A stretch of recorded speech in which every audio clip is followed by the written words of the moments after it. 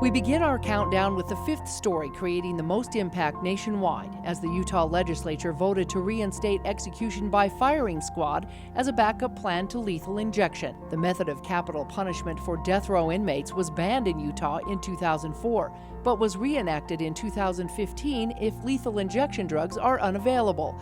Utah's Ronnie Lee Gardner was the last man to be executed by firing squad in 2010. His brother spoke out about the horrible death he witnessed. He was executed and got to see the bullet holes in his chest, and that in itself was way barbaric, cruel, and unusual punishment. Wildfires caused by lightning strikes burned several thousand acres in southern Utah and Arizona. These are fourth on the list. The Mount Emma fire, which began in June, burned more than 1,200 acres, about 25 miles southwest of St. George. The Oak Grove fire burned more than 770 acres in rugged terrain along the Pine Valley Mountain, making it tough for fire crews to fight effectively. Several campgrounds were closed and campers displaced as the fire was attacked by the air and later on the ground. Third on the list impacting southern Utah in 2015 was the shortage of water. For the fifth year in a row, drought conditions took a toll on the Virgin River, causing the Utah Department of Natural Resources to set forth a mandate. A cease of diversion order was issued to all surface water users without water rights prior to the year 1900. Despite drought conditions, Utah's reservoirs still managed to stay above 2014 markers. The unfortunate number of tragic deaths in hurricane makes number 2 on our list. Law enforcement responded to at least 4 major fatalities, all within months. One claimed the life of a 14-year-old boy struck by a pickup truck while walking with others late at night.